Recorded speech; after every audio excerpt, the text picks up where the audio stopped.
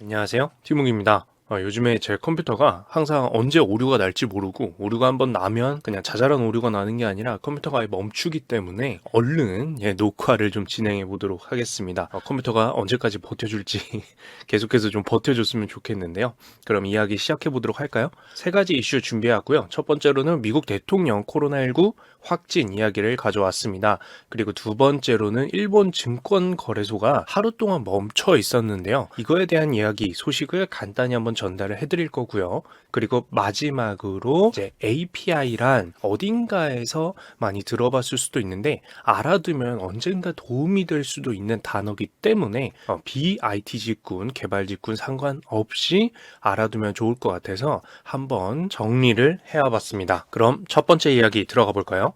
2020년 10월 2일 한국 시간으로는 낮 시간에 미국 도널드 트럼프 대통령의 코로나19 확진 소식이 전해졌는데요. 금융시장은 어떤 것이든 미래를 알기 힘든 불확실성이 바로 하락의 근거가 되기도 하는 만큼 투자시장은 곧장 불안정한 모습을 보이기 시작을 했습니다. 미국 정규시장은 거래가 되고 있지 않은 시간대였지만 아시아 시장 같은 경우에는 악영향을 분명히 받는 모습을 보였는데요. 아시아의 주요 증시 중 하나인 한국은 추석으로 중국은 중추절로 휴장이라 가격이 영향받는 모습을 볼 수는 없었지만 거래가 진행 중이던 일본 증시는 계속해서 상승세를 유지하다가 트럼프 대통령의 확진 소식에 증시가 전반적으로 하락 반전하는 모습을 보였습니다. 결과적으로 마이너스 0.6% 정도로 하락 마감하게 되었는데요. 정규 시장은 아니지만 미국 시장도 당연히 더 큰 영향을 순간적으로 받은 것도 확인할 수 있었습니다. 확진 소식이 전해지던 시간대에도 거래가 왕성하게 이루어지던 바로 선물 시장에서였는데요. 미국 주요 증시인 다우존스 지수, S&P 500 지수, 그리고 나스닥이 있고 각각의 지수에 모두 다우존스 선물, S&P 500 선물, 나스닥 선물 시장이 존재를 하고 있죠. 혹시 선물에 대해서 잘 모른다면은 오른쪽 위에 선물에 대한 설명 영상 링크를 걸어둘 테니까 보신다면 이해에 도움이 될 것 같고요. 어쨌든 이 미국 증시의 선물 시장에서는 코로나19 확진 소식과 함께 급격한 하락세가 진행이 되었습니다. 다우 선물은 마이너스 1.6% 정도, 그리고 S&P 선물은 마이너스 2% 정도, 그리고 나스닥 선물은 마이너스 1.8% 정도 가까이 하락하는 모습을 보였죠. 그것도 서서히가 아니라 코로나19 확진, 미국 대통령의 코로나19 확진 소식이 전해지자마자 아주 급격하게 차트 그림에서 보시는 것처럼 미국 주요 선물 지수가 급락하는 모습을 보였었습니다. 정말 훅 떨어지는 모습을 실시간으로 볼 수가 있었는데요. 그리고 미국 증시도 악영향을 받지 않았다고는 할 수 없었습니다.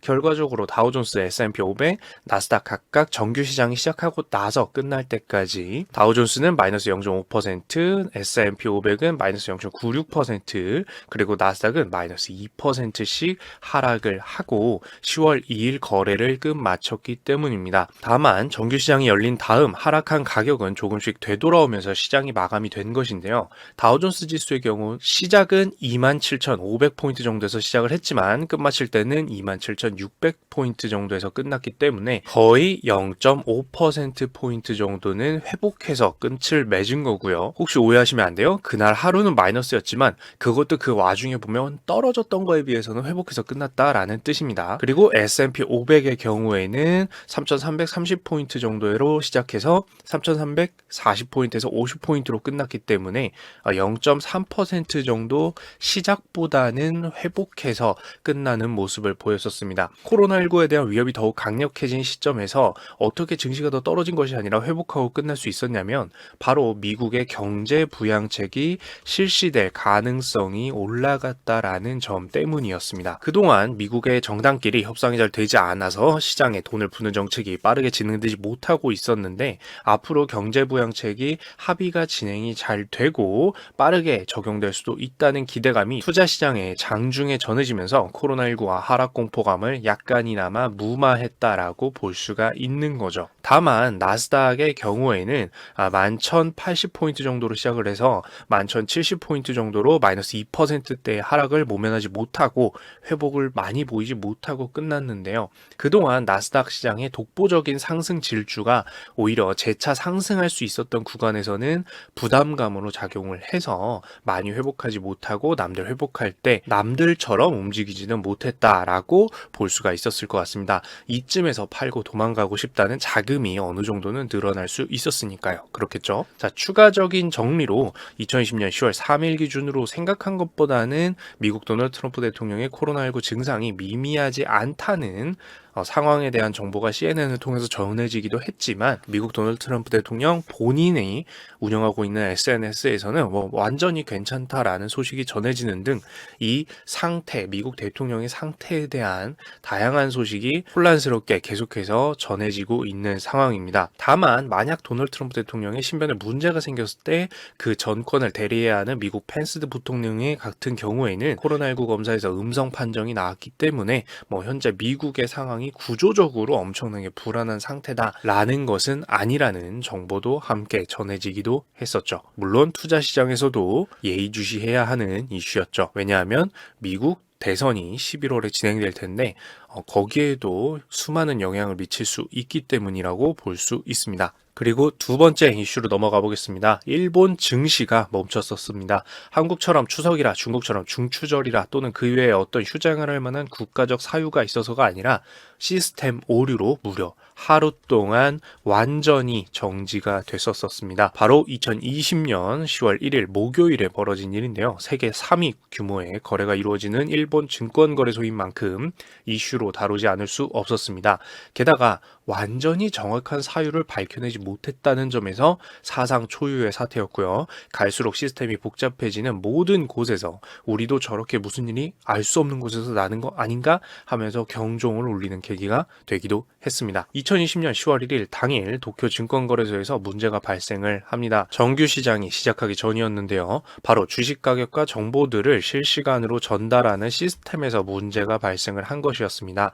문제가 빠르게 해결될 수 있었다면 정상적으로 그냥 거래를 시작할 수 있도록 시장을 열어도 상관이 없었지만 상황은 전혀 수습되지 않은 채로 시간이 흘렀고 결국 10월 1일 일본 증시는 안전을 위해서 전 종목 거래 중지를 결정을 하게 됩니다. 그런데 이 시스템을 만들 때 문제가 발생할 수도 있었다는 사실을 간과한 것일까요? 당연히 그렇지는 않습니다. 다들 똑똑하신 분들이 이런 시스템을 만들 테니까요. 문제가 발생했을 경우에 대해서도 대비가 되어 있던 시스템이었는데요.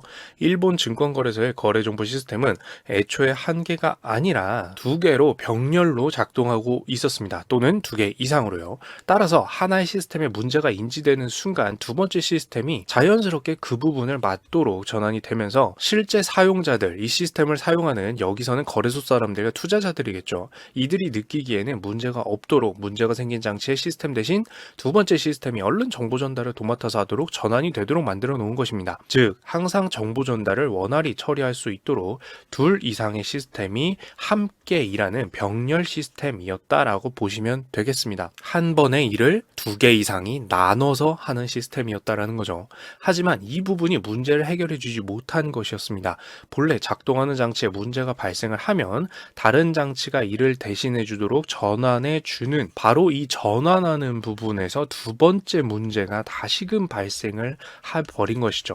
두 번째 문제가 다시금 발생을 해버린 것입니다. 결국 두 번째 장치는 준비되어 있었던 상식적인 준비 상황이었지만 두 번째 장치로 전환해주는 부분이 동작하지 않으면서 주식 가격과 정보들을 전달해주는 시스템 전체가 동작을 멈추는 사태가 벌어지게 된 것입니다.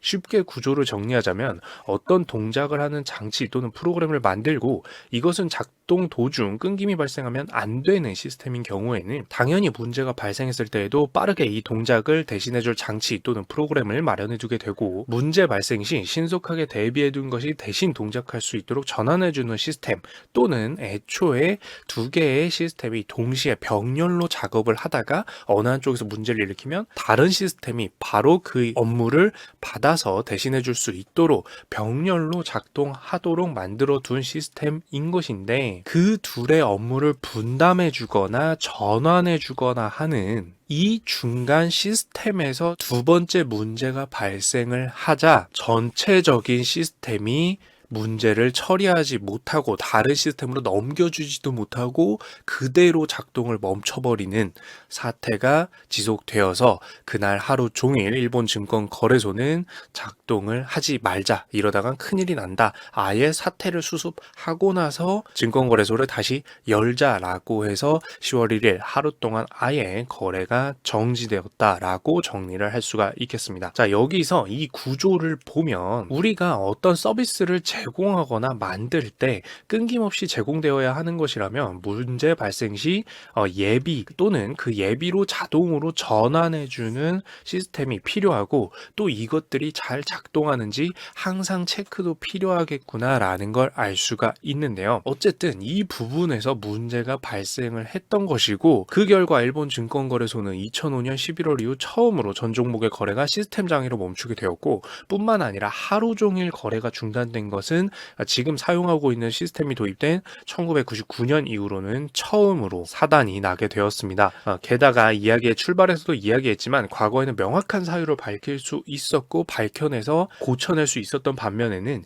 이번 사태에는 그렇지 못하다는 점, 그래서 결국 문제를 어떻게 했냐면은 이 시스템이 돌아가는 장비를 교체해서 다음 날부터 증권거래소가 원활히 동작하도록 만들었다는 점에서 여러 가지 복잡한 시스템을 사용하는 곳들, 특히 실시간으로 계속 시스템이 돌아가야 되는 곳들에는 우리도 위험한 거 아닌가라는 경종 소리가 크게 들릴 수밖에 없었다라고 볼 수 있습니다. 현재 추산으로는 이 일본 증권거래소가 하루 멈춤으로 인해서 약 3조 원 정도의 피해가 예상된다라고 하니까요. 담당자분께서는 멈추는 순간부터 해결이 안 되는 그 순간까지 얼마나 당황했을지 눈에 보이는 것 같네요. 자, 그리고 세 번째 이야기는 API에 관한 것입니다. IT 직군 개발자가 아니면 보통 접할 일이 없었을 수도 있지만 지난 몇 년간 여러 가지 대량 정보는 API를 통해서 얻을 수 있다든지 자동으로 얻을 수 있다든지 하는 식으로 인공지능과 함께 빅데이터 또는 데이터 분석 시대에 자주 등장하는 용어로서 알아두면 좋은 단어로 계속해서 나타나고 있기 때문에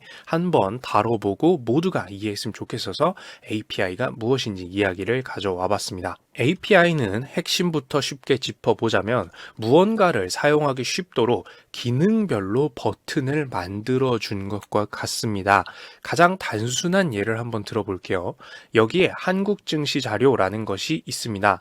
각 주식들의 종목 정보와 매일매일의 가격, 거래대금, 거래량과 함께 기타 모든 정보들까지 시세와 관련된 것, 기업과 관련된 것까지 전부 저장되고 있는 저장소가 있는 것이죠. 만약 누군가 이 자료를 활용해서 어떤 목적을 갖고 분석을 하거나 특정 기능을 만들고 싶습니다. 어떤 주식의 변동폭이 어땠는지 또는 전체 증시의 거래대금 변화가 매일매일 어땠는지 자료가 필요하다든지 복합적으로 매일매일의 변동폭을 분석해서 주식 거래를 하는 자동 투자 프로그램을 만들고 싶어서 매일매일의 변동폭만 또는 그것과 관련된 약간의 세 가지 정도의 더 부가적인 정보만 얻고 싶다든지 말이죠.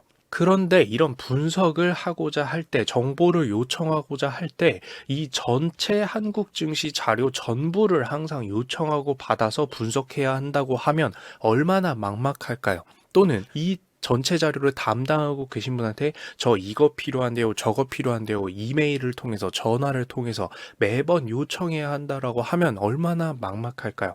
엄청나게 크고 방대한 자료일 것이기 때문에 자료를 갖고 있는 사람 입장에서도 매번 필요한 사람한테 모든 정보를 다 전달할 수도 없는 노릇이고, 본인이 필요한 정보를 하나하나 체크해줘서 매번 그 자료를 따로 꺼내서 엑셀이나 여러 가지 자료 형태로 PDF나 이런 걸로 만들어서 전달해주기에는 엄청난 비용 낭비고, 자료를 요청하는 사람 입장에서도 아주 거대한 용량일 것이 불보듯 뻔한 이 자료를 필요할 때마다 다 달라고 할 수는 없습니다. 필요한 곳들로부터 말이죠. 오래 걸리고 귀찮고 부담스러운 게 양쪽이 모두 마찬가지인 상태입니다. 이 경우에 제공할 수 있는 전체 자료를 가진 쪽은 아예 제공을 안 해버릴 테고, 그런 요청 받지 말라고 담당자한테 할 테고요. 그 사람 이메일 받다가 아주 하루 일과 다 날릴 테니까요. 그리고 통신으로 고용량의 정보를 주고받는 것도 비용이기 때문에 애초에 이런 자료를 제공하는 것 자체 또 문제고 뿐만 아니라 보안 차원에서도 이 전체 자료 안에 문제가 되는 자료들도 있을 수 있는데 이거를 속간해서 전달해주는 비용이 아까워서 한 번에 다 넘겨주다가 큰 사단이 보안 사고가 날 수도 있기 때문에 그럴 수도 없습니다. 그렇기 때문에 전체 자료를 주고받아야 되는 모든 상황은 그냥 업무를 안 하겠죠. 이때 바로 한 가지 묘안이 있습니다. 사람들이 자주 요청할 정보를 제공해주는 버튼을 미리 만들어 두는 것이죠.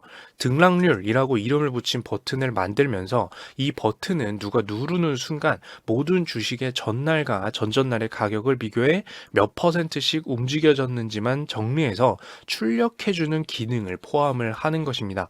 그러면 주식들의 매일 몇 %씩 변했는지만 궁금한 어떤 사람은 전체 자료를 요청할 필요가 없이 이 버튼을 누르는 법만 찾아내서 이 버튼을 누르면 전체 자료를 갖고 있는 쪽에서도 전체 자료를 보내줘야 한다는 부담이 없고 또 전체 자료를 보내주지 않고 등락률만 보내주기 위해서 어떤 한 사람이 그 이메일에 맞게 등락률 요청 받은 거를 또 정리해가지고 이메일로 전송해주는 업무 부담이 필요가 없이 이 프로그램이 알아서 이 버튼과 통로가 알아서 등락률에 필요한 정보만 활용하고 계산해서 상대방한테 전달을 해주게 되는 것입니다. 만약 이 버튼을 조금만 더 유연하게 만들고 싶다면 상대방이 등락률이란 버튼을 누르면서 기관과 시장의 이름을 입력할 수도 있게 만들 수 있습니다. 예를 들어 증권거래소가 존재한 이래 모든 주식이 매일 등락률이 필요한 게 아니라 지금으로부터 과거 6개월치의 등락률만 필요한 사람이 있을 수 있겠죠. 이들을 위해서 버튼을 누르면서 6개월 코스피라고만 입력을 하게 된다라고 하면 6개월치의 코스피에 속하는 주식 정보만 활용해서 등락률을 계산해 제공해주는 버튼을 만들 수도 있습니다. 이렇게 되면 이 등락률 어떤 조건으로 보내주세요라는 업무를 한 명이 계속 담당할 필요가 없이 그냥 그 사람이 필요한 사람이 와서 버튼을 누르면 알아서 프로그램이 조건에 맞는 정보를 바로 사용자에게 전달을 해주게 만드는 거죠. 이런 식으로 등락률뿐만 아니라 다양한 이름과 기능이 지정된 버튼이 등장할 수가 있는데요. 어떤 정보나 기능들을 보다 사용하기 쉽도록 묶어서 이름 붙여 사용할 수 있게 만든 버튼들을 제공하는 것. 네. 이것이 바로 API의 모습입니다. 자, 이것이 있으면 실제로 전체 자료가 얼마나 많고 어떻게 계산해야 하는지는 몰라도 요청할 버튼의 이름을 정하고 사용 방법을 미리 만들어 놓는다면 그리고 사용자들은 이 버튼을 누르고 결과물을 받아볼 수 있게 만들어 둔다면 이 API라는 것을 만들어 둔다면 자료를 가지고 있는 쪽에서는 매번 요청에 맞는 자료를 새로 만들어줘야 되는 업무도 필요가 없어지고 요청하는 쪽에서도 그런 요청을 번번이 할 필요 없이 버튼의 이용법만 알면 이 버튼이 자신이 원하는 정보를 꺼내다 주는 기능이 돌아가서 정보를 정갈하게 정리해서 본인에게 줄 것이기 때문에 편의성이 올라가는 것뿐만 아니라 이 전체 자료를 가진 쪽에서 공개돼서는 안 되는 정보는 애초에 제외하고